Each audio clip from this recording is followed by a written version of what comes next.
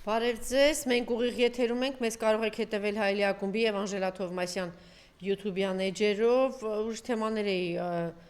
ներկայացնելու, բայց քիչ առաջ էլի աչքովս ընկավ յոթ զինծառայողի վրա երթի ենթարկված գազ 53 բեռնատարի վարորդը Վահան գյուղի բնակիչ էր, պայմանագրային զինծառայող եւ 3 անչափահաս երեխաների հայր։ 4 կողմը աղետ, ողբերգություն, վթարներ, իհարկե այս ամեն ինչը նաև պայմանավորված է, որ ներքին գործերի համակարգ գոյություն չունի, համակարգ գոյություն չունի հանրապետություն, ինքնին թվերը դրա մասին են խոսում, հանցագործությունը, կրկնապատկվերը, եռապատկվերը ամենուր, դե եթե մի սովորական ակցիա է լինում եւ այդ ակցիայի ժամանակ, ասենք ոստիկանների, ինչ ասեմ, մի 200 հոգի զբաղված են միայն պարապ-սարապ այնտեղ կանգներով, մի հատ դա հաշվեք, էլի թե այդ ամեն ինչը պետության վրա ինչ է նստում, բնականաբար պիտի հանցագործությունների թիվն է սա լինի, թիվ էին ներկայացնում 2 օր առաջ բանախոսներիցս մեկը, որ միայն խաղաղ պայմաններում Նիկոլի շրջանում 8 տարում, խնդրում եմ ուշադրություն, միայն խաղաղ պայմաններում 420 մահ է եղել բանակում, միայն խաղաղ պայմաններում, այս են մարդներ, որ գալիս էր եւ ձեզ բերում էր լավ կյանք, ձեզ բերում էր խաղաղություն, այս ամեն ինչը իհարկե 3 պատերազմով հանդերձ, լավ է, որ ընդդիմությունը վերջապես սկսել է 3 տեսահազգային ժողովում ուժեղ Հայաստանի ներկայացուցիչը վերջապես այդ նախադասություններն ասում են, որ այս մարդիկ, որ 3 պատերազմ են բերել, ԿՊՆ-ն ու Նիկոլը 3 պատերազմ է բերել, ընդհանրապես խաղաղությունից խոսելու իրավունք չունեն եւ ինչ որ մեկին այդ հարցը դրա մեջ մեղադրելու։ Իմիջիայլոց այն նախագահին այն ուժին, որ մեղադրում են, որ իբր թե պատերազմ, իբր թե բան, այդ 10 տարիները երկրորդ նախագահի ամենախաղաղ տարիներն են եղել, սա այսպես եւ դեռ սրանց վռնդելուց հետո պիտի բացահայտվի անպայման, որ այս 400 քանից զոհերը, որ ունեցել են խաղաղ պայմաններում, դուք այդ ինչ որ մեկը կա, որ հավատում է, որ բոլորը ինքնասպանություն են գործել, բոլորը փակում են ծածկադմփոցի ինքնասպանություն, որովհետեւ ես վստահ եմ, որ իրենց վռնդելուց հետո բացահայտվելու է, որ անպայման պիտի այս ուսումնասիրվի նորից այս ամենը բացահայտվի, թե ինչ է տեղի ունեցել, ես կասկածներ ունեմ, եթե չասեմ վստահություն ունեմ, որ սա թշնամու զենքից է եղել, թշնամու հարվածից է եղել եւ էլ չեմ ասում են մոխրացած զինվորները, որ այսպես էլ ծածկադմփոցի արեցին, ոնց եք պատկերացնում, որ ասենք իբրև թե բոլորը քնած էին, մի վարկյանում գազը սենց խեղտեց, հետո չգիտես ինչի դուռը, չէ, որպեսզի ցույց չտան, որ դա թշնամու, ասենք անօթաչուներից է, անօթաչու հարվածից է եղել կամ չգիտեմ ինչ որ հրթիռից է եղել, այդպես։ Եվ հիմա ինչից էլ որ խոսենք, սրանք իշխանության են եւ այս ամեն ինչը բնականաբար բացահայտել հնարավոր չի, կամ պիտի շատ լուրջ ճնշում լինի, որ կարողանանք բացահայտել, այդ ճնշումները չի լինում։ Այսօր խնդրում եմ ուշադրություն, Նիկոլ Փաշինյանը խոստովանեց, որ իր 8 տարիների իշխանության եղած 8 տարիների ընթացքում, խնդրում եմ ուշադրություն, մենք ունեցել ենք մաֆիոզ համակարգ։ Նորից եմ կրկնում, Նիկոլ Փաշինյանը խոստովանեց, որ 8 տարիների ընթացքում եղել է մաֆիոզ համակարգ, ինչու, ինչ է ասում այսօր։ Ուրեմն 8 տարի, այս մարդը դեռ գիտի ինքը թերթի խմբագիր է կամ կլիաուզնիկ է, ոնց որ շատերը իր մասին ասում են, այս մարդը գիտի թե հələ դեռ դա է,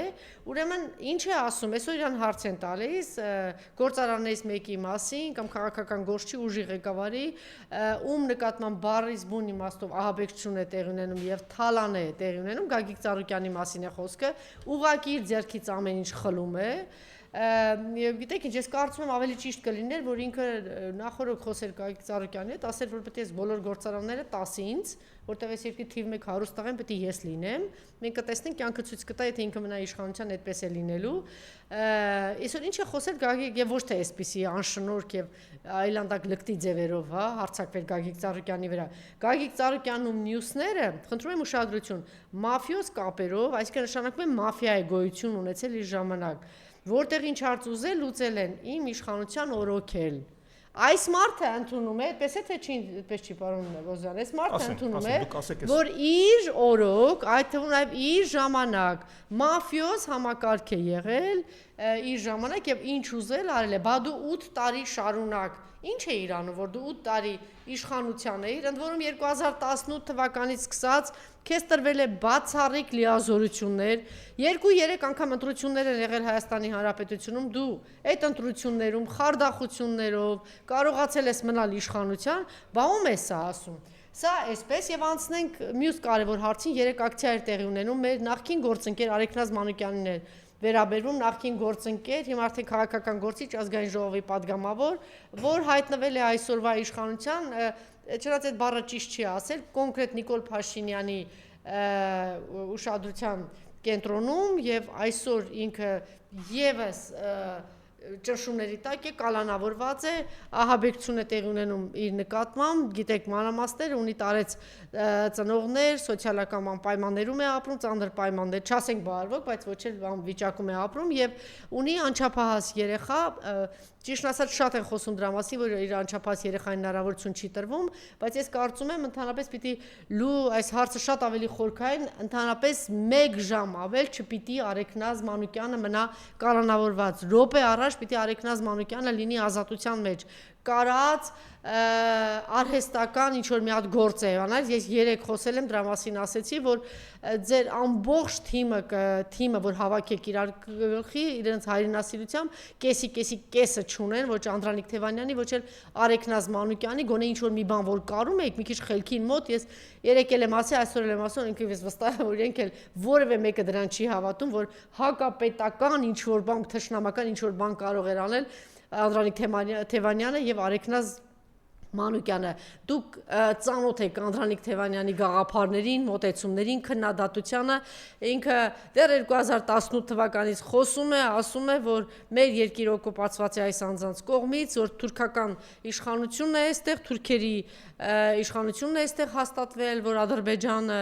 իր ծրագրերն ունի, որ Թուրքիան եւս իր նկարտումներ ունի, որ այս ամենով դեռ չի ավարտում եւ իրենց բուն նպատակն է, որ վերցնեն Հայաստանը, ընդհանրապես խժռեն, վերցնեն Հայաստանը եւ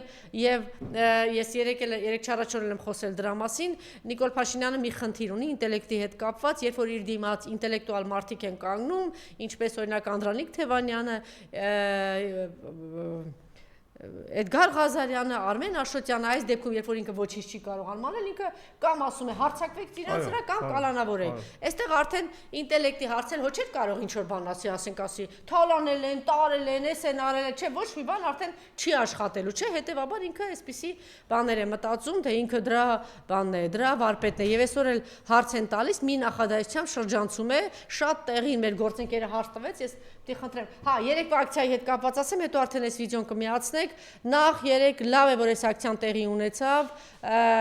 այս թիմը հայտարարեց, որ կանայք է, կանանց նախաձեռնությամբ էր, ես առաջիններից է, որ ասեցի մասնակցելու եմ, որպես գործընկեր, որպես հայկին, մենք պիտի եւ ընդհանրապես հայ մարդ, մենք պիտի պատրաստ լինենք, կանգնած լինենք Արեգնազ Մանուկյանի կողքը եւ ոչ միայն Արեգնազ Մանուկյանի, բոլոր այն քաղբանտարկյանների, որ այսօր փակված են,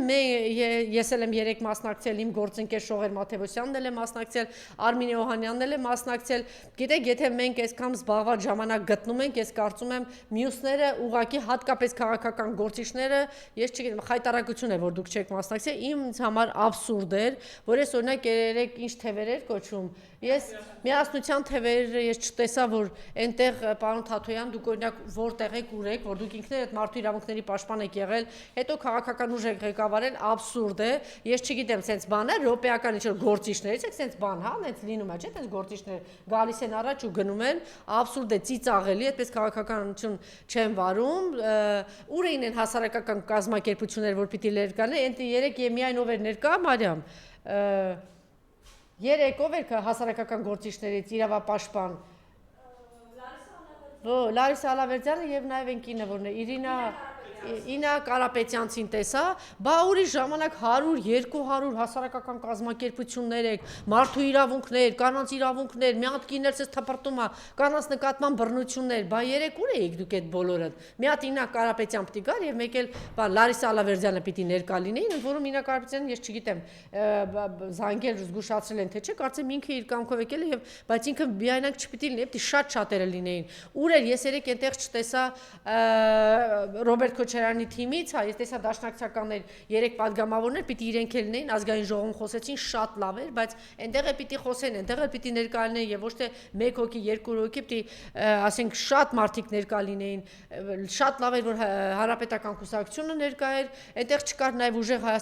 Հայաստան արդեն ձեզ հետ կապված շատ հարցեր են առաջ գալիս, Սամվել Կարապետյան շատ հարցեր կա, ես հույս ունեմ որ մեր պայմանավորվածությունը ուժի մեջ կլինի եւ առաջիկայում այդ հարցազրույցը կլինի եւ ես այս հարցերը ձեզ Սամվել Կարապետյանին անձամբ կուղեմ այս հարցերը, դուք հայտարարել եք որ պիտի համախմբեք, այդ համախմբվածությունը չի երևում, սա աբսուրդ է ուղղակի, դուք դա չարեցիք ընտրություններից առաջ եւ ընտրություններից հետո դուք տեսնում եք որ բռնաճնշումները, տերորը, ահաբեկչություն այս իշխանությունների կողմից քաղաքական ուժերի, հանրային գործիչների նկատմամբ ինչ մակարդակի է հասել եւ այսօր էլ չգնալ դրան եւ համակարգված համախմբված չաշխատել, սա ուղղակի խայտարակություն է եւ աբսուրդ է։ Այսօր ուրեմն հարց է ուղղվել Արեգնազ Մանուկյանի հետ կապված, ես միայն հարցը կուզենայի ինչ էր, որտեղ մեր գործընկերը շատ դիպուկ եւ տեղին է ասել եւ շատ ճիշտ է հիշել, հիշենք որ հանրային գործչի նկատմամբ իսկապես սեռական բնույթի բռնություն է եղել, որտեղ ոստիկանները նրան կալանավորել էին եւ ոստիկանները գիտեք ճանապարհին կանգնեցրել էին, հետո իր նկատմամբ բռնություն էին կիրառել տարբեր բնույթի, հետո փակված պահելուց հետո ազատ թողեցին։ Այսպիսի բան երևի չգիտեմ Սադամ Հուսեյնի երկրում այսպիսի բան եղել է թե չէ կամ ընդհանրապես այսպիսի ես չգիտեմ Հայաստանի Հանրապետությունում այսպիսի բան նորանկախ հանրապետությունում այն ինչ որ կատարվում է Նիկոլի բանտերում, այն ինչ որ կատարվում է իրավապահ համակարգում չկա։ Նախնական զրույցում խոսում ենք, ճիշտ նկատեց պարոն Բոզյանը, Նիկոլ դու անգամ բռնաճնշումներով, քո այս ահաբեկչություններով, այս ամենով գերազանցել ես, մի հարցով ես միայն հաղթում գերազանցում Ալիևին, մենակ այս հարցով որ կարողացել ես։ Այս հարցը խնդրեմ, եթե միասին լսենք, թե ինչ էր ասում մեզ բոլորիս ծանոթ մարդը նախկին իշխանությունների ժամանակ։ Ես օրինակ այդքաններ եւ հարազատներ են տեսարություն չի լինում։ Ինչ ասում կապակցը։ Ասում եք տեսարություն լավ, այս մի քիչ առաջ դուր, ուրեմն գործընկերս շատ ճիշտ է աշխատում, քանի որ ինքը գիտի, տենց ժուլիկ է միանգամից կշրջանցի, հիշեցնում է ինքը ինչ էր ասում դատախազների Իվանի մասին, այն որ ինքը ընդդիմադիր է թե ինչա։ Հետո արդեն ինքը հարց է տալիս, ասում է, բա ձեր օրոք, ահա, ոչինչ որ հաստատում։ Ձեր իշխանության ժամանակ մենք տեսել ենք, որ գիշերազգեստով եւ ողաթափերով ձեր իշխանության ժամանակ ԶՊՎ տանելու ճանապարհին խոշտանգել է սեռական նվաստացման են ենթարկել երիտասարդին։ Ձեր իշխանության ժամանակ Աշոտյանը նույնպես ցույց էին տալիս իր մանկահասակ երեխաների հետ տեսակցել, ծնունդ շնորհավորել նույնը Չալաբյանին, հիմա էլ ոնց հասկանում եք Արեգնազ Մանուկյանի հետն է եւ միայն 3 է քննիչը լայավարել, թույլ տալ ծննդյան օրով եք երեխային տեսակցել, երբ որ երեխան արդեն հոգեբանների աջակցության բարիկներ հոգեբանների էր այցելում։ Այդ երեխաներից որևէ մեկը պարոն Փաշինյան զենք չի տարել իր ծնողին տեսակցելիս, իգլազենի թափթիրային համալիր չի տարել, ընդհանրապես տեսակցություն է պետք։ Ինչու դուք մի անգամ ձեր գլխավոր դատախազին քուանշ չասեցիք, ասեք քուանշ տիկին գլխավոր դատախազ, էս ինչ եք անում, ես չեք խոշտանգում իմ երկրի քաղաքացիներին, ինքն էլ թող միակ սրեք, եթե հնարավոր է։ Եվ երկրորդ հարցը լավ, այս անչի, եւ մի հատ աբսուրդ, այո, ես գիտեմ, այսպես միած այս թռուցիկ ինչ որ մի բան է ասում եւ շրջանցում է։ Իդեպ այդ դուրը դու ասում ես բոլորդ վարչապետ եք, ես իրա դուրնը լավ են անում, խփում են, լավ են անում, գալիս են։ Այսօր մի հատ մեծ խումբ է գնացել, որտեղից էր, Վարդաշենից։ Թաղամասից, վթարային շենքից, բնակիչները լծվել են բոլորը, ես բողոքի ձայն են բարձրացնում, ոչ մեկ ոչ դիմավորում է, ոչ արձագանքում է, սա նշանակում է, որ տեղերում էլ, չէ, ոչ մի հարց չի լուծում, բա այ երջանիկ չգիտեմ ինչ, հիմա բառ ասեմ, էլի պիտի դատական բան անեք, բա դու տենց հրճվել ես Ծառուկյանի եղած չեղածը գողացել ես, դե որտեղ մենակ ավիրող եք, այդ մուլտի-ռեզորս ինչը, չգիտեմ, այնց դռները բացել եմ, իբրև թե ինչ որ բան եք կառուցել, բացել են, օդի աղտոտվածություններ, բոլոր քաղցկեղածին, ամեն երրորդ մարդը Երևանում քաղցկեղ հիվանդա։ Բա միած զբաղվի այս հարցերով, սա ինչ է նշանակում, որ տեղերում ոչ մի հարց չի լուծում եւ եկել են այդտեղ, բայց այնպես չի, որ տեղերում պարոն Փաշինյան ինչ որ հարց չի լուծում, դուք ինչ որ հարց պիտի լուծեք։ Հերմշտելով, քաշքշելով, գետնին տալով վատացել են այսօր այդ կանայք, այս վիճակն է տիրում մեր երկրում։ Խնդրեմ։ Տեսեք, նախ սկսենք երեկվա ակցիայից, ես նախ ուզում եմ մեծ շնորհակալություն հայտնել մեր կանանց Ես իսկապես հպարտանում եմ մեր հանրության առաջնորդին կանանց, առաջնորդին Անժելա ջան, քո մասին եմ ուզում ասեմ, ես գիտես որ ես ընդհանրապես պարտքն է, պետք չի, հա։ Ես ուղղակի մի քանի անուն ազգանուն կասեմ, որով ես ուղղակի հպարտանում եմ։ Լարիսա Ալավերդյան, Նարինե Դիլբարյան, Նայրա Զոհրաբյան, Աննա Մկրտչյան, Զարուհի Փոստանջյան, Զուզաննա Ստեփանյան, այո։ Ես մի բան կարող եմ, ես միգուցե մյուսներին մոռացա կամ ես մի բան կարող եմ ասել։ Մեր հասարակության Լիլիթ Գալստյան, մեր հասարակության մեջ մենք կարող ենք արձանագրել, որ եթե նախկին իշխանությունների ժամանակ կար այսպես որ իրավապաշտպան համակարգեր, տասնյակ կառույցներ կար, բայց դրանք բոլորը փաստացի գրանտակեր կառույցներ էին, որոնք իրականում ոչ մի կապ չունեին մարդու իրանքների, կանանց իրանքների հետ կապված, եւ դա բացահայտվեց այսօր, եւ իրականում Հայաստանում այսօր հաստատվում է իսկապես իրավապաշտպան կառույցներ, իսկապես իրավապաշտպաններ են կայանում, իդեմս այդ կանանց, եւ ես կարծում եմ, որ ժամանակն է, որ տղամարդիկ էլ փաստացի, այսպես լեվելը բարձրացնեն եւ կանանց հավասարվեն, ցավոք սրտի մենք ստե խնդրեմ ունենք, ես բավականին լուրջ եմ ասում այդ իմաստով, եւ այդ անունները Արմինե Օհանյան, Շողեր Մաթեւոսյան, ես նաեւ շնորհակալություն եմ հայտնում Հայ-Հեղափոխական Դաշնակցության, Հանրապետական Կուսակցության։ Բայց ոչ մեկի շնորհակալություն հայտնել պետք է, դա բոլորիս պարտքն է, ոչ մեկ չմտածի, որ ես գնացել եմ մեծ բան եմ արել, սա բոլորիս պարտքն է, անպայման պիտի։ Բայց այնուամենայնիվ, նույնպես եմ կրկնում, նաեւ ես քանի որ դա մեր բոլորիս պարտքն է, եւ կարծում եմ, որ արժեր, որ նման տիպի ակցիաների ժամանակ մյուս քաղաքական ուժերն էլ մասնակցեն, որովհետեւ դա գիտեք ինչ բռնաճնշումները բաները սահմաններ չեն ճանաչում, քաղաքական բաներ չեն ճանաչում։ Անդրանիկ Թևանյան, Արեգնազ Մանուկյան, Արմեն Աշոտյան, Ավետիք Չալաբյան եւ այլն, այսինքն ինչ եմ ուզում ասեմ, որ մեծ հաշվով այս ամեն ինչը կարող է ցանկացած մարդուն անդրադառնալ, որովհետեւ Հայաստանում փաստացի սրընթաց մակարդակով գնում է բռնապետական ռեժիմի արագացված մակարդակով հաստատումը։ Հիմա ես թվեր ասեմ, որ հետո պատկերացնենք։ Մի բան ասեմ ու ձեզ չեմ խանգարելու։ Փաստորեն ստացվել է, որ մեր երկրում ընդհանրապես ընդդիմադիր ինչ որ քննադատական խոսք ասելը կամ հայտ ներկայացնել քաղաքական գործիչները այսօր արդեն մահաբեր է դարձել։ Սա արդեն վտանգավոր բան է այս երկրում։ Քանի որ որպեսզի դա վերացական չի, թվերով ձևակերպեմ։ Տեսեք, մենք միշտ գոնե նախկին իշխանության ժամանակ մենք համարում ենք, որ Հայաստանը գոնե դեմոկրատիայի բանի հարցով մի քայլ ավելի առաջ էր, քան Ադրբեջանը։ Միգուցե ասենք Վրաստանի հետ մենք մրցում ենք, Վրաստանը ավելի առաջ էր համարվում բան, բայց մենք գոնե Ադրբեջանից առաջ ենք եղել, երբևիցե չի եղել մի բան, որ այս մի հարցում գոնե մենք նավթ չունենք, բան չունենք, բայց դեմոկրատական արժեքների մոմենտով, դեմոկրատական ինստիտուտների մոմենտով, մարդունակների պաշտպանության մոմենտով մենք մի քայլով ավելի առաջ ենք եղել, քան Ադրբեջանը։ Հիմա փաստացի կարող ենք ասել, որ մենք ոչ միայն հավասարվել ենք, այլ նաև հետ ենք զարգացել։ Ես թվեր ասեմ, տեսեք, 10 միլիոնանոց Ադրբեջանում այսօր կա ցուցակագրված 319 քաղաքավարական։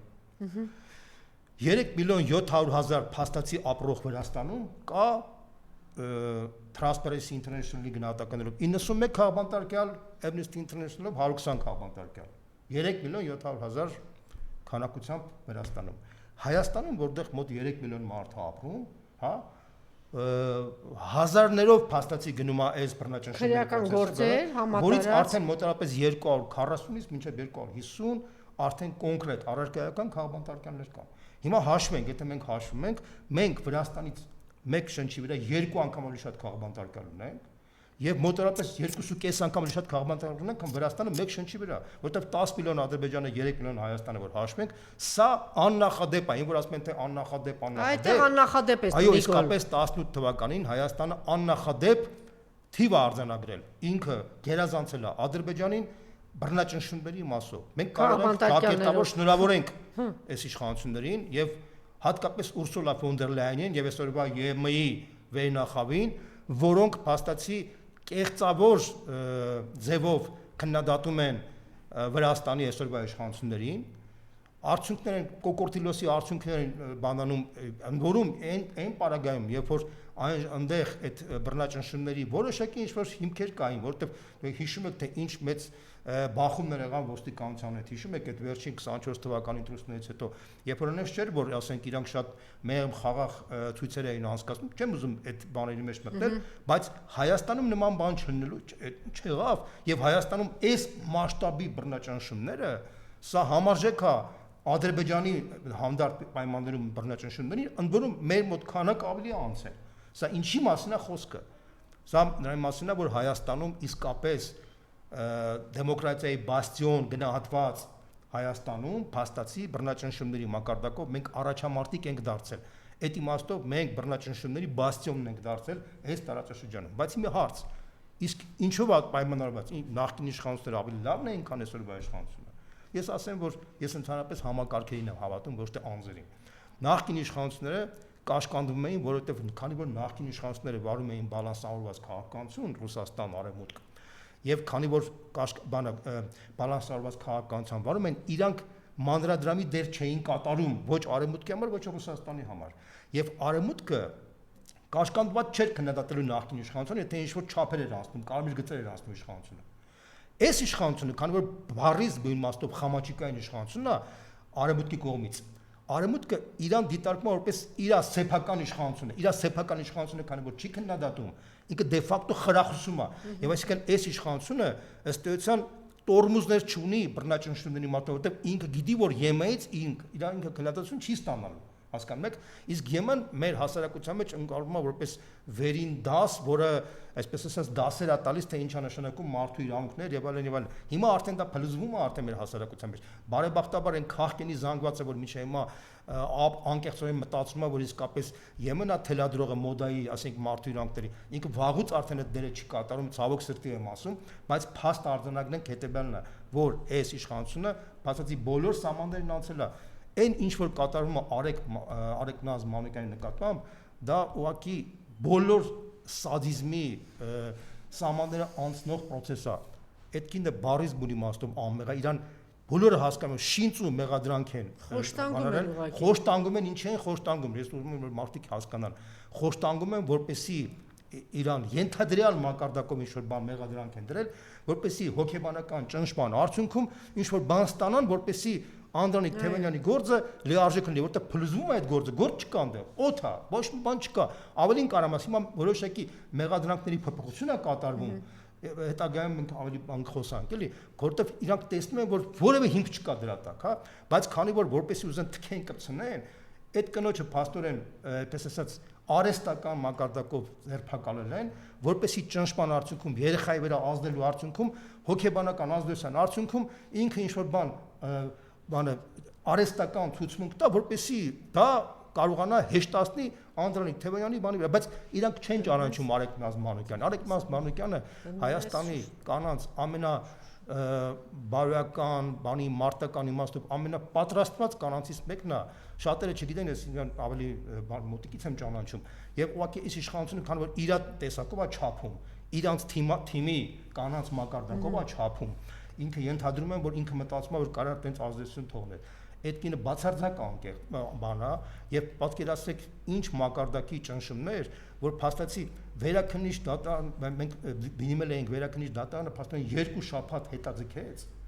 Չէր դնում, նիշ չէր դնում, որ երեխայի ծննդյան օրը դա ես այդ վերաքննիչ դատարան կոչեցել եւ դատավորներ կոչեցալ, երբ որ Նիկոլ Փաշինյանը, երբ որ դու ասում ես, թե դու դատարանները ինչ որ բան, դատարանները քո կրնգի տակ են, այդ դատավորները իշխանությունը փոխվելուց հետո իրանք ես չգիտեմ ինչ վիճակի մեջ են հայտնվելու, որովհետեւ դրանք դատավորներ չեն, դրանք չգիտեմ ով են, որովհետեւ դրանք բոլոր բարոյական եւ ոչ բարոյական նորմերը, բոլոր սահմանները անցել են արդեն։ Կնոջը երեխային ծննդյան օրը փաստացի քննիչն է թույլ տալիս, որ ինքը ասել, դուք ով եք, որ դուք դատավոր եք կոչվելու, դուք հասկանում եք, որ դուք ոչ թե դատավոր եք, այլ դուք մսի աշխատող եք, ես ուրիշ բան չեմ կարող ասել, դուք բարոյական հույս չունենաք, որ ընդհանրապես իշխանությունից հետո դուք ընդհանրապես կարող եք այդ համակարգում մնաք ընդհանրապես որպես մարդ, որտեղ դուք բոլոր սահմաններն արդեն անցել եք, հասկանաք, բայց իդեպ մի բան էլ ասեմ, Արեգ Նազ Մանուկյանի երեխայի այդ բանը ընդհանրապես մի օր տևեց, դա process չէր, հասկանում եք ինչն է խնդիրը, այսինքն այդ կտանքներն ու տանջանքները նպատակային խնդիրը լուծում են, բայց իրանք չեն կանալու խնդիրը, որտեղ դատարկ գործի վրա չես կարող բան սարքես, ընդ որում պարոնայք Amnesty International-ի տերեր, դուք շատ լավ գիտեք, որ պետական դավաճանության հոդվածը հիմնականում դնում են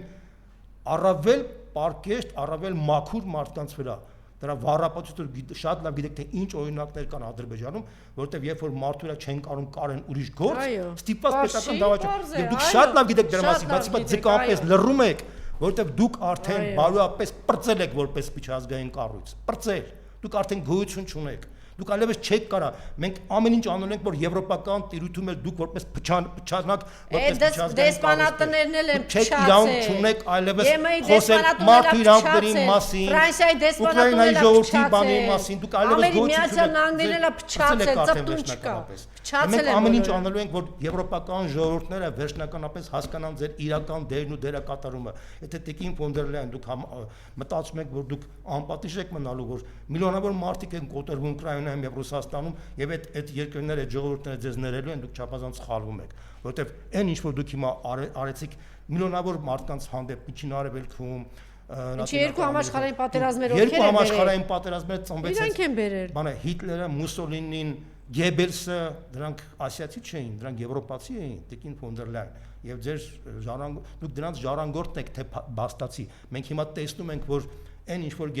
Գեբելսը նախանձից հիմա ինքը այդ դագաղի մեջ շուռա գալիս մի քանի անգամ թե դուք ոնց եք Հայաստանի այս բռնաճնշումները անվանում դեմոկրատիայի ոգու, այսպես ասած եւ հպարտանում եք դրանով։ Բայց կգա ժամանակը, որ ես նորից եմ ասում, անպատիժ ոչ մեկ չի մնալու, որովհետեւ իսկապես եվրոպական ժողովուրդներն են զարթելու, որովհետեւ այն բթացված վիճակը, որ կա ամբողջ բանով մեկ կամած մարդիկ հասկանում են, որ այս էլիտաները աշխարհը տանում են դեպի երրորդ համաշխարհային պատերազմ, որի վառապացույցը ռուս-ուկրաինական պատերազմի ուժգնացումն է։ Բայց հիմա մենք վերադառնանք մեր խնդրին, տեսեք, ինչիա Փաշինյանը էզգիծը տանում։ Ես ուղղակի մարդկանց մոտ կարա տրամաբանական հարց անած, ինչա ինա պետք սրել հարաբերությունները Ռուսաստանի հետ։ Ի վերջո այդ սրելը տնտեսական ճգնաժամ է բերում, իր համար վտանգ առաջանում, չէ՞։ Շատ པարզ խնդիր կա, տեսեք։ Երբ որ ինքը եկավ իշխանության, անկեղծորեն մտածում էր, որ դե ինքը որ ժողովրդի կողմից ընտրված է, ինքը կարա ինչ-որ մեծ խնդիրներ լուծի, իրան թվում էր, թե ժողովրդի կողմից այնց ընտրված, ճանաչված մարդը բոլոր դռները կարա բացի միջազգային հարաբերությունների մեջ։ Ավելին կարամ ասեմ, իրանք համոզված էին, որ իրանք, քանի որ դեմոկրատիայի բաստիոնն են, հնարավոր չի, որ ասենք օրինակ Ադրբեջանը հարձակվեր, դրանք իրանք միտումնավոր կազմաքանդեցին բանակցային process-ը եւ որի արդյունքում փաստացի դուր բացեցին Ադրբեջանի ագրեսիայի համար։ Երբ որ մենք այդ ամեն ինչը Նիկոլը միամիտ էր անում, թե հավատում էր, թե դեբիլ էր։ Չէ, թե դեբիլ էր անում, էլի։ Այդ հարցի պատասխանը տվել են այսօրվա Վրաստանի իշխանությունները։ Իրանք շատ հետաքրքիր բաներ են բացահայտել կոնկրետ Սաակաշվիլիի վերաբերյալ եւ հիմա մի հատ նոր դեմք է իրակեկել Նիկա Գվարամյա, որին անվանում են վրացական Փաշինյան։ Բառացի են հայտարարել, ինքը վրացական Փաշինյանն է։ Ինչի է այդ։ Հիմա ընդդիմության մեջ է ինքը։ Ընդդիմության մեջ, հա, հիմա տեսեք։ Ինչա կատարվել։ Ես հիմա կարող եմ ճշգրիտ ալգորիթմով ձևակերպեմ, թե ինչա կատարվել Հայաստանում, որտեղ այն ինչ որ Վրաստանում է կատարվել, իշխանությունը կարողացել է բացահայտել եւ ընդդիմադիր շրջանակներ ոչ մի պատասխան չեն կարող տալ։ Խոսքը 2008 թվականի պատերազմի մասին է։ Ուրեմն դրսի շրջանակները, այդ արևմտյան շրջանակներից այն շրջանակները, որոնք ուղղակի շահագրգռված են, որ մեծ ագրեսիվ process տանեն Ռուսաստանի դեմ, իրանք սադրում են այս փոքր երկրների ղեկավարներին, այնպիսի վիճակ են ստեղծում, որ այդ փոքր ղեկավարները այլևս ոչ մի շանս չունեն Ռուսաստանի հետ հարաբերություններ կարգավորելու։ Հասկանում եք։ Այսինքն ինչ է, իրանք սադրեցին Սաակաշվիլիին պատերազմի արդյունքում, քանի որ պատերազմին պարտվեց եւ դիվանագիտական հարաբերությունները խզվեցին, Սաակաշվիլին արդեն ոչ մի շանս չուներ վերականգնել Ռուսաստանի հետ հարաբերությունները։ Իրանք արդեն երաշխավորված ստացան, իդեմս Սաակաշվիլի մի Վրաստան, որտեղ երաշխավորված հակառուսական պլազդարմ էր։ Հիմա նույն բանը իրանք փորձում էին անել Հայաստանին, բայց ո՞նց էին սկզբնական փուլում փորձում էին Փաշինյանի միջոցով ստեղծեին հայկական դեմոկրատիայի մոդել, որով կարող են էքսպորտանային դեպի Ռուսաստան։ Դա փլուզվեց այդ process-ը։ Փաշինյանից ոչ մի դեմոկրատ դուրս չեկավ։ Բոլորն հասկանում են, որ իրանք մտածում են, որ դա կլինի, բայց իրականում չէին ճանաչում, որ Փաշինյանը Այսինքն Փաշինյանը տեսնելով Ռուսաստանի հանրությունը պիտի ողջևորվեր, մի process-ները սկսել Ռուսաստանում տարբերակով process-ը գնում, հա, այնտեղ տենց հույս ունեին, որ Նավալնիով կարային ռուսական Փաշինյանի միջոցով կարային հեղափոխություն անեն, որտեղ իրանք շատ լավ հասկանում են Ռուսաստանին հաղթել, դրսից հնարավոր չի, պետք է ներսից քանդել։ Ներսից քանդելու ծրագիրը, այն ծրագիրը, որ կա։ Ինչպես ցանկացած երկիր, պիտի քանդես։ Չէ, ցանկացած երկիր չէ։ Ռուսաստանի Ուկրաինան ներսից Հարասլավիան դրսից ջարդեցին։ Հայաստանին կարան դրսից ջարդեն, Ռուսաստանի պես երկիրը, քանի որ ատոմային զենքով երկիր է, իրան չեն կարա դրսից ջարդեն, իրան ներսից են փորձում քանդել։ Քանի որ առաջի փուլը չստացվեց, իրանք ինչ արեցին, իրանք սադրեցին, որպեսզի Փաշինյանը կազմակերպի բանակցային process-ը, որի համար կհեշտանա Ղարաբաղի հարցի լուծումը ռազմական ճանապարհով։ Ես համոզված եմ, որ դրսից հետևողական աշխատանք կատարվել, համոզել են սրանց, որ իրանք քանի որ դեմոկրատիայի բաստիոն են, երբևիցե ադրբեջանական տանկերը չեն մտնի, քանի որ բաստիոնի պարագայում կվախենան մտնեն, բայց քանի որ դա կատարվեց, քանի որ Ղարաբաղում ինքը ֆունդամենտալ պարտություն կրեց, ինքը դառավ արդեն իսկ կես մարդ, որպես երկիր ղեկավար, կես մարդ որ դարձավ, ինքը արդեն դառել էր կիսախամաճիկային գործիչ, կամ պետք է կիսախամաճիկային մնար Ռուսաստանի տակ, կամ պետք է մնար իրանց տակ, բայց որպեսզի իրանց տակ մնար, իրանք Իրան սադրեցին, համոզեցին, որպեսզի ինքը վերջնականապես Ղարաբաղից ազատվի ու ձևակերպեցին sense Ղարաբաղից ազատվի, որ դու կարողանաս Ռուսաստանից աղբատությունից ազատվելով դառնաս ԵՄ անդամ։ Այսինքն հոկտեմբերի 6-ին 2022 թվականի դա կանխամտածված հետևողական որոշում է կայացրել Ղարաբաղը հանձնի,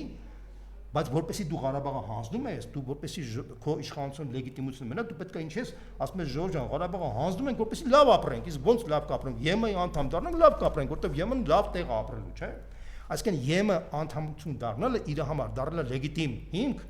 որպեսզի կարողանա պահպանի իշխանությունը, որտեղ հասարակության մեջ կա մի հատ քաղքենի զանգված, որը անկեղծորեն մտածում է, որ Հայաստանը կարա ԵՄ անդամ դառնա, իսկ որ ԵՄ անդամ դառնա, վերևից միանգամից ոսկիներ եւ արծաթներ կգան, իրանք միանգամից կապրեն նրանց, ոնց որ ֆրանսիացիներն ու անգլիացիներն են ապրում, հա։ Սա է Փաշինյանի իդեա ֆիքսը, այսինքն ինքը ԵՄ-ն դարձել է իդեա ֆիքս, շատ լավ գիտի, որ ԵՄ անդամ Հայաստանը չի դառնա, բայց որպես սկզբունք են Բերշտեյնը ասում էր, չէ, նպատակը ոչինչ է, շարժումը ամեն ինչ, չէ։ Հիմա իր համար ԵՄ դառնալը դառել է մի հատ process, որտեղ հասարակության մի մասին ուզում են ինքը խափի, որպեսզի դրանով ինքը կարողանա լեգիտիմացնել իշխանությունը, ասել Ժորժ ջան, տեսեք մենք Ղարաբաղը հանձնեցինք, նա խաղաղ կապրենք, էլ պատերազմ չի, ձեր տղաները չեն գնա Ղարաբաղ։ Չէ, բայց ամեն օր մահ կա բանակում։ Եվ երկրորդը, այս ամենք վաղը չեմ իսօրը ԵՄ անդամ կդառնանք, մենք լավ կապրենք։ Հիմա այդ քաղաքենի զանգվածը, քանի որ տգետ զանգվածը, չի հասկանում, որ Հայաստանը շրջապատված է 4 երկրով՝ Թուրքիա, Ադրբեջան, Վրաստան, Իրան։ Թուրքիան արդեն 60 տարի է ձգտում է ԵՄ անդամ դառնալ, չի դառնում։ Թուրքիան չեն ընդունում։ Վրաստանը, քանի որ շատ լավ հասկանում է, թե ինչ է նշանակում ԵՄ անդամ դառնալ, որտեղ ԵՄ անդամ դառնալ նշանակում է Ռուսաստանի թշնամի դառնալ, որտեղ ԵՄ եւ Ռուսաստանի մեջ կամ արդեն բաց պատերազմ ուկրաինական տարածքում, որը կարա վերածվի արդեն մեծ երրորդ համաշխարհային պատերազմի եւ ոչ մեկ չի թաքցում եւ ԵՄ-ն է ասում դու պետք է հակառուսական պլան դառնալ եւ Ռուսաստանն է ասում ԵՄ անդամ դառնում ես մեր թշնամին ես դառնում։ Նամր վրացիները հասկանալով դա, հասկանալով են 2008 թվականի դասերը տեսնելով, իրանք հրաժարվում են այդ ֆրոնտալ process-ից ԵՄ անդամ դառնալու եւ փորձում են մանևրել, հասկանում ես։ Ադրբեջանը երբևիցե չի հայտարարել, որ ինքը ուզում է դառնալ ԵՄ անդամ, Իրանը հասկանալ է ԵՄ անդամից նույնիսկ տիեզերական մակարդակի հերո եւ տենց իդեա չկա։ Այսինքն 4 երկրներից հարգելի ժողովուրդ, Հայաստանը ԵՄ որ ճանապարհով պիտի դառնա։ Մենակ կներեք վերջացած դեբիլները եւ անմեղսունակները կանան հավատան, որ Հայաստանը շանս ունի ԵՄ անդամ դառնալու։ Այլ խնդիր է, որ եվրոպական արժեքները, որոնք ոտնահար են արել ֆոն դեր Լայենը, Կալասը եւ այդ մնացած սրիկաները, այդ եվրոպական արժեքները իր առողջ մասով իսկապես Հայաստանում մենք պետք է ներդնենք, հաստատենք, դա դատարանների անկախությունն է, մարդուրանքների պաշտպանությունն է, խոսքի ազատությունն է, մամուլի ազատությունն է, տնտեսության լիբերալիզացիան է, պետության մաքսիմալ թափանցիկ համակարգ սարքելն է, դրանք սա այն եվրոպական արժեքները, որոնք մենք առողջ մենք ընդունում ենք, դա մենք եվրոպական արժեքները պետք է բերենք Հայաստան, Հայաստանը դարձնենք ժամանակակից նորմալ պետություն։ Այդ ուրիշ բան, այդ մենք պետք է տենց երկիր դառնանք, որպեսզի մենք ուժեղ լինենք։ Ավելին, եթե մենք կարողանանք դա տենց երկիր դառնանք, մենք այս ԵԱՏՄ-ի շուկայում կարանք ուժեղ մրցակից դառնալ, որտեղ մենք ավելի ուժեղ էֆեկտիվ համակարգ ունենալով մենք այս բաց շուկայում կարանք մեծ հաջողությունների հասնենք։ Մինչդեռ ԵՄ-ի շուկայում մենք ոչ մի շանս չունենք։ Ես մի թվեր ասեմ, պատկերացրեք, 2025 թվականի դրությամբ ԵՄ-ի հետ մեր առևտրաշրջանությունը կազմել է $2.5 միլիարդ, $2.5 միլիարդ, որից ընդամենը 450 միլիոնն է, որ մեր էքսպորտն է եղել։ Մնացած 2 միլիարդ եղել է իմպորտը։ Մինչդեռ Ռուսաստանի հետ մենք ունեցել ենք $7-6 միլիարդ շրջանառություն, որից 3 միլիարդի մենք էքսպորտ ենք արել եւ 4-6 միլիարդի իմպորտ ենք բերել։ Չինաստան եւ Էմիրատներն էլ 2.5 եւ 2 միլիարդի շրջանառություն ենք ունեցել, որի առողջի բաժինը եղել է ռուսական կապիտալով պայմանավորված։ Հիմա պատկերացրեք, եթե մենք հիմա Ռուսաստանի հետ խզում ենք մեր հարաբերությունները, մենք ենք 21 միլիարդից ստանում ենք, ինչ ենք ստանում, ընդամենը մոտ 9 միլիարդանոց շրջանառություն ենք ստանալու, որտեղ մենք էքսպորտի ոչ մի շանս չունենք, եվրոպական շուկաները շուտ բանից փակել են, ոչ մի Հունաստանը կամ Իտալիան կամ Իսպանիան կամ Պորտուգալիան երբևիցե թույլ չեն տա որ հայկական բանը գյուղատնտեսական ապրանքները մտնեն ընդդեմ բացառված է տենց բան Ժողովուրդ ջան մեր ստանդարտները ուրիշ են իրան ստանդարտները լրիվ ուրիշ են դա նույնիսկ եմ ասում դա այնքան པարզ է նույնիսկ թուրքական գյուղատնտեսությունը որ անգամներով ավելի բարձր է քան մերը ինքը այդ շանսը չունելու մնաց Հայաստանը ունենա այսինքն այն մեծ խաբեությունը որ արեցին Ղարաբաղի մասով, պատերազմ խաղաղության մասով, մեկ էլ են ստեղ են ուզում անեն։ Այսօրվա երեկվա կառավարության նիստում որ բան ընդունեցին այդ նոր ծրագիրը, որտեղ պետք է Հայաստանը դառնա ԵՄ անդամ, դա փաստացի մեսեջ է Ռուսաստանին, որ մենք գնում ենք դեպի ապահարզանու ենք անում մեր հարաբերությունները ձեր հետ։ Այսինքն ինքը մի հատ ճանապարհ է, որը բերելու է դեկտեմբեր-հունվար ամսին Հայաստանի էկոնոմիկայի փլուզմանը։ Ես ուղղակի հիմա նախապես զգուշացնում եմ, որ հետո 4-5 ամիս ամենացել, հետո արդեն խոսենք թե ինչ է կատարվելու։ Դա ֆունդամենտալ փլուզումն է։ Հիմա, քանի որ Նիկոլ Փաշինյանը շատ լավ հասկանում է, որ տնտեսական համակարգի փլուզումը իր մեջ կարող է բերի մեծ ցնցումների, ինքը վախերի մեջ է։ Այդ վախերը ո՞նց կարա կանխի։ Ինքը փորձում է որ վախի մտնոլորտ ծեմանի հասարակության մեջ, որպեսզի կարողանա ուժային համակարգով պահի իր իշխանությունը։ Դրա համար ինքը այս մասսայական ռեպրեսիաները պայմանավորված է այն ստրատեգիայով, որ ինքը շատ լավ գիտի, որ 4-5 ամիս հետո Հայաստանը հայտնվել է փլուզման առաջ, որտեղ Ռուսաստանը չի հանդուրժելու, որ ինքը էշի տեղ դնեն իրան, որպեսզի Հայաստանը Ռուսաստանի ռեսուրսները հաշվին, հակառուսական process տանի եւ փորձի իր հակառակորդ ճշնամիների հետ մերձենա, տես բան ոչ մեկ թույլ չի տա աշխարհում տես բան չկա, դա մենակ Հայաստանի այսօրվա գործող ղեկավարն է ուզում դա անի, որը ծիծաղ առաջացնում բոլորի մոտ, հա, եւ ինքը շատ լավ հասկանում է, որ ինքը այլևս չի կարող նաեւ հրաժարվի այս նախկին կուրսից, չի կարող, ինքը կդառնա Յանուկովիչ, ինքը դատապարտված է արդեն գնալ հայ-ռուսական հարաբերությունների կազմաքանդմանը եւ հասկանում է, որ կազմաքանդումը հետևանքն է շատ ֆունդամենտալ մարդկանց կենսամակարդակը անգամներով անկում ապրելու այն ինչ որ դուք ասում եք ծաղիկ բանջարեղեն դրանք մանրուքներ են այն բանը համատած երբ որ մեր տրանսֆերները կանգնացնեն գազի գինը բարձրանա էներգետիկ համակարգ ճգնաժամ առաջանա մեր այսպես ասած խոփանչիներին սա լրիվ մի հատ ուրիշ process է ֆունդամենտալ դու մենք ուրիշ լրիվ Հայաստանում հայտնվենք որը նույնիսկ եմ ասում դա կլինի արդեն կիսաքանդված երկիր կիսաքանդված երկրում բնա հասկանալի պատճառով մենք դառնում ենք սկուտեղի վրա նվեր Ադրբեջանի եւ Թուրքիայի համար դա հասկանալի է չէ իրանք էլ ասում են որ մենք խաղաղ ճանապարհով Հայաստանը վերցնելու ենք որտեղ Հայաստանի իշխանությունը հայտնվել է մի հատ անենց վիճակի մեջ որ ինքը ստիպած դատապարտած գնալու է հայ-ռուսական հարաբերությունների փլուզման որը մեր համար նվեր է լինելու մենք սպասում ենք դրան հիմա իրանք սպասում են դրան հասկանում ես ի՞նչ նախնդիրը հիմա ինքը քանի որ դա գիտի որ ինքը տանում է դեպի երկրի կործանման եւ ինքը հասկանում է որ այդ կործանումը հետևանքներ է ունենալու ինքը այդ վախերի մեջ է հիմա ապրում այդ վախերի հետևանքով ինքը մտածում է որ բռնաճնշումներով կարա կանգնացնի վախի մտնոլորտ սերմանելով կարա կանգնացնի իր իշխանությունը բայց ոչ մի իշխանություն չի կարա վախի մտնոլորտով պայ դու կարար ինքը պայր այն ժամանակ երբ որ չունենար արտաքին վտանգներ նավթ ունենար գազ ունենար Հայաստանը ոչ նավթ ունի ոչ գազ ունի մազից կախված երկիր է հասկանում ես ինչ նախ պատկերացրա մենք Ադրբեջանից ցորեն ենք ստանում Ռուսաստանից մինչև հիմա այսինքն այդ երկիրը որ Ադրբեջանից ցորեն է ստանում ինքը կարա Ռուսաստանի հետ պատերազմի մեջ մի տնտեսական դա ցնդաբանություն է դա ցնդաբանություն է այն մարդիկ որոնք Փաշինյանի կողմնակից են ես մարդկանց դեմքն եմ ուզում նայեմ դրանից հետո որ ասեն թե դուք մեկ մեղավոր չենք եղել դուք առաջին հերթին դուք եք մեղավոր որովհետև դուք այն սոցիալական բազան եք այս իշխանության դուք շանս չունեք արդարանալու որ դուք կապ չունեիք մենք չէինք պատկերացնում լավ էլ պատկերացնում եք դու եթե դուք չեք պատկերացնում կներեք ինչից եք դուք կներեք մի հատ հարց տամ դեք բայց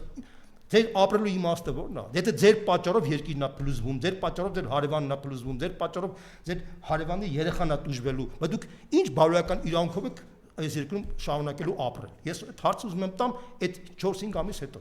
ես միանշանակ այդ հարցադրումը բոլորի մոտ առաջ ա գալ որտեղ սա խայտարակությունն է այս ինչ որ հիմա կատարվում է դրա արդյունքն է մենք պատճառը հետևանքային կապը որ մենք հիմա շղթան ներկայացրեցինք սա է այսինքն իսկ հայտարարումը 4-րդ հանրապետություն եմ ստեղծել Նիկոլը հայտարարումը 4-րդ հանրապետության իրական 3 իշխան Սաղաթելյանը փայլուն գնահատական տվեց փայլուն ես միանում եմ այդ գնահատականին 4-րդ հանրապետության հիմնադիրը Թուրքիան է ճարտարապետը Ադրբեջանը իրանք ուղղակի պիարշիկների Հայաստանի Հանրապետության 4-րդ այո իրանք պիարշիկի դեն են կատարում Հանրապետության հիմնադիրը իրանք են կատարում 4-րդ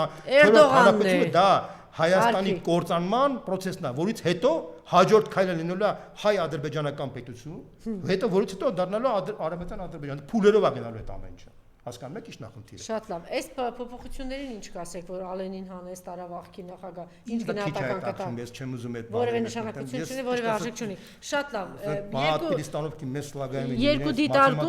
Երկու դիտարկում եւ ձեր մեկնաբանությունը։ Տեսեք, դուք շատ մանրամասն ներկայացրեցիք, ծայրից ծեր համաձայն եմ, բայց մեր ընդդիմությունը չի հասել նրան, որ մինչև չի հանրությանը չի հասցրել այն, որ քո թշնամին եվրոպական երկրներն են եւ այսօր պետք է ճիշտ ձևակերպենք։ Արևմուտքը էլի Եվրոպարևմուտքն է, Միացյալ Նահանգները։ Հա մեր թշնամին Նիկոլն է։ Տեսեք, մի ոչ, չէ։ Մեր թշնամին մենք ենք, որ Նիկոլին պահում ենք։ Թույլ տալիս ասեմ, էլի, հա։ Մեր թշնամին եվրոպական երկրները չեն, եվրոպական ժողովուրդները չեն։ Մեր թշնամին այսօրվա ԵՄ-ի վերնախավն է, որը հանցավոր վերնախավ է առաջինն եւ իրանց ժողովուրդների համար։ Մեկ տարի հետո այդ Մակրոն կոչեցյալը վռնդվելու է Հայաստանը։ 4 տարի առաջ էիք ասում, բայց հեսա կտեսնենք Իրան նման մի վարչապետ կբերի նույնը նույնը Գերմանիայում 4 տարի առաջ ասում էին Լպենը անցնելու է, Գերմանիայում ասում էին հիմա փոփոխությունը, սոցիալական Ամերիկայում ես եւ դուք երջանիկ ենք, որ Թրամփն եկավ ավելի խայտարակություն եղավ, որ հեսա գլոբալիստների դեմ բանալու, չէ, այսօր հավաքական արևմուտքը մի հատ ինչ որ հրեշավոր բանի մեջ է, ծայրից ծայր։ Իրոք էլի ասեմ, էլի կներես, էլի, այ մեր ընդդիմության եւ մեր հանրային գործիչներին որը շատ հարգում եմ նաև մեղքի բանականում մնամ որ չկան մեղավոր ժողովուրդներ կան մեղավոր ժողովուրդներ կան մեղավոր վերնախավեր ժողովուրդներին մեղադրել չի կարելի այսօրվա չեմ կարա մեղադրել Ֆրանսիայի ժողովուրդը կներես մի բան ասեմ էլի ասեք Ֆրանսիայի ժողովուրդը մեզ բարեկամ է չէ բարձ մի հատ ձևակերպում տամ օլիմպիադայի ժամանակ այդ խայտարակությունը որ ներկայացրեցին չէ Այդ ներկայացնան արդյունքում Ֆրանսիայի ձախակողմյան ուժերը դատապարտեցին, աջակողմյան ուժերը դատապարտեցին, եկեղեցին դատապարտեց, բայց Ֆրանսիայի ժողովուրդը մերժում էր դա, բայց դա Մակրոն կոչեցյալ արեց, հիմա Տեսեք, հիմա դուք ձեզ մերժում եք, այդ ժողովուրդը վռնդեց Մակրոն սատանային։ Դե եթե տենց է ուրեմն կարող ասենք որ Նիկոլ Փաշինյանը հայ ժողովուրդն է։ Բայ իհարկե, բայց եթե հանդուրժում են իրեն, չէ, եթե մեծամասնությունը հանդուրժում է եւ այդ ընդվզումն ու բանը չկա, ուրեմն մեր էլիտան իզորու չէ, իրան նմանն էլ իրան պահում են։ Տեսեք, ուրեմն ես զինքորեն ադրբեջանցիներն են մենակ իրան պահում, այս ժողովրդի քանի տոկոսնաձայն տվեր Ջունիկ։ Վերջացա։ Նախիվարաշ 40, եթե դուք 47%։ Եթե անգամ 30%։ Այսինքն համարում եք որ դուսները արդար անցել, հա։ Եթե անգամ 30 քանի տոկոսն եկեք adekvat գնահատական ուզում ասել, լավ, այս վերնախավը արևմուտքի վերնախավը մեր ընդդիմությունը չի կարողացել մեր ժողովրդին հասցնել, որ այս վերնախավը օգնում է, աջակցում է, հրամայում է, կառավարում է Նիկոլի, որ ինքը այս բռնաճնշումներն անի, իր ձեռքով Արցախը ծախի, հիմա էլ Հայաստանը ծախի։ Եվ այս ուղղությամբ որոշակի մեռը ասելով կաշկանդվածություն ունի այսօրվա ընդդիմությունը բարեբախտաբար մի հատ այս ակցիա եղավ, այն էլ ոչ ամբողջական եւ ոչ շատ ավելի նպատակային Եվրոմիության դեսպանատան մոտ։ Սա պիտի հետեւողական լինի եւ մեր հանրությանը հասցնել, որ այս դեսպանատները, այս երկրների ղեկավարներն են օգնում, ուժ տալիս, փող տալիս, աջակցում Նիկոլին, որ ինքը բռնի, ծեծի, ջարդի, ասի կտանեմ բոմբ կսարքեմ, կսպանեմ Արցախն է կտամ, այն տարածքներն էլ կտամ։ Մենք չենք հասնում, մենք չենք անում եւ այդ ուղղությամբ էլ ընդդիմությունը չի շարունակում աշխատել։ Պրոբլեմ է, ինքը չունի ինքնուրույն օրակարգ ձևավորելու խնդիր։ Ինքը չի կարողանում սեփական, ինքը աշխատում է, գործում է Նիկոլ Փաշինյանի օրակարգի, այսպես ասած, հակազդելով, որը դա նշանակում է, որ ինքը անընդհատ հետ է մնում։ Օրինակ, ձեզ ինչ է խանգարում, կազմակերպված արել էիք 3 ակցիա Եվրոմիության դեսպանատան մոտ։ Այսօր անեիք Ֆրանսիայի, վաղը անեիք Լեհաստանի, մյուս օր անեիք Միացյալ Նահանգների։ Մի բան ասեմ, մենք հիմա զեկույց ենք պատրաստում, զեկույցից հետո երբ որ դու փաստաթուղթ են մնաս արդեն հիմնավոր։ Կտեսնենք, լավ, 10 օրից այսինքն։ Հիմնավոր թղթից հետո արդեն դու կարաս արդեն թղթով գնաց, դու թուղթ չունես։ 10 օրից դատարկություն է դառնում, բայց որ դու հիմնավորված փաստ ունես, փաստագրած բան ունես, եւ ասում ես որ գնում ես մեղադրական բանով, երեխեք օրը նշեք 10 օրից եւ Հայաստանից այլ սպասել եմ սեպտեմբերի սկզբից կտեսնես թե մենք ինչ process ենք անում։ Շատ լավ, եւ մյուս դիտարկումը ճիշտ նշեցիք թե ինչի համար է սա անում, բայց մի կարեւոր բան, այդ հայտնի բան է քաղաքագիտության մեջ, ընտրությունները սկսում են ընտրությունների հաջորդ պահից, ճիշտ է։ Այս հիմա արդեն Նիկոլը հաղթում է։ Հիմա այն ինչ որ ինքը անում է, դուք նշեցիք ինքը անում է, որովհետև ինքը տնտեսական շատ լավ հասկանում է սահմանափակումների հետևանքը լինելու այն, որ մենք շատ ծանր տնտեսական սոցիալական վիճակում ենք հայտնվելու եւ ինքը դրա համար իր ուժայիններին ամրացնում է, որ կարողանա ժողովրդին ճնշել։ Բայց մեկ այլ կարևոր բան, չգիտեմ, զարմանալի է, որ ձեր ուշադրության կենտրոնից վրիպել է, ինքը հիմա արդեն հաղթում է, հիմա արդեն կազմակերպում է տեղական ինքնակառավարման ընտրություններ։ Այն տարածքներում, որտեղ որ կան ակտիվ, տեսեք, Գյումրիում ինչ արեց, Վարդան Ղուկասյանին չեզոքացրեց, ինչ էր, Մարիամ, բանի, Մարտուն Գրիգորյանին չեզոքացրեց, Մասիսում չեզոքացրեց, Փարաքյարում սպանեց, հիմա բանում, Էջմիածինում դրանց, այսինքն ինքը արդեն պատրաստվում է Աշնանը սպառնող տեղական ինքնակառավարման ընտրություններին, ընդդիմությունը ավանակի ականջում քնած։ Անժելա ջան, դու հիմա նկարագրում ես, թե ոնց է բռնապետական ռեժիմը տարածվում։ Ես քո հետ լրիվ համաձայն եմ։ Այդ բռնապետական ռեժիմին որպեսի կանգնացնես, դու պետք է կարողանաս ընդդիմադիր դաշտը կոնսոլիդացնես, ռեսուրսային բազա ստեղծես, որ կարողանաս դիմակայես։ Ցավոք սրտի մենք այդ ռեսուրսային բազան չունենք, իսկ ով էլ որ ունի, այդ գիտակցությունը չունի։ Հիմա եթե դու եթե օբյեկտիվ լինենք, այդ խնդիրները դու պետք է դնես այն մարդկանց առաջ, ովքեր որ այդ ռեսուրսային բազան ունեն։ Այդ մարդիկ այդ գիտակցությունը չունեն։ Մենք այդ գիտակցությունը միշտ ունեցել ենք։ Անդրանիկ Թևանյանը անցյալ տարվա ամառից կոկորտը արդեն պատում էր, ասում էր, որ առանց մեծ կոնսոլիդացիայի դու չես կարա այս համակարգը ջարդես, որտեվ Սադամ Հուսեյնի համակարգը հնարավոր չի ջարդել մաքուր ընտրություններով։ Ընտրությունները կարևոր են, բայց ընտրությունները պետք է Ես վստահ եմ, եթե չհրաժարվի Սամվել Կարապետյանը սեպտեմբերին այդ մեր հարցազրույցը կանա, այս այդ բոլոր հարցերը ուղղելու են, որտեղ այսօր մեծամասնությունը իրենք են միավորման բան դες առայժմ չեմ տեսնում եւ ամոթ էր որ դուք երեք ներկա չէիք այդ ակցիան եւ ոչ միայն այս ինչա նշանակում սրա ակցիան չէ սրա ակցիան նրա ակցիան չգիտեմ ինչ քանի որ հանրությունը իմ համար մի բան ասեմ քեզ դու Մայրա Զոհրաբյանը Նայնե Դիլբարյանը Զարոյի Փոստանջյանը Աննա Մկրչյանը եւ մնացած բոլորը իմ համար ավելի կարևորն արժեք եւ հասարակության ավելի արժեքավոր են, քան այդ քո ասած ռեսուրսային, այսպես ասած, շրջանակները, որոնք հանրային տեսակետից չեմ ուզում շատ բաներ ասեմ։ Եվ այդ իմաստով իմացեք, որ ապագան իսկապես հանրային արժեքի մեջ է, հանրային արժեքն է, որ առաջատանում, հանրությունը իսկապես հավատում է ազնիվ մտքին, ազնիվ խոսքին եւ դա է ի վերջո հաղթելու այս process-ը, որովհետեւ Հայաստանը չունի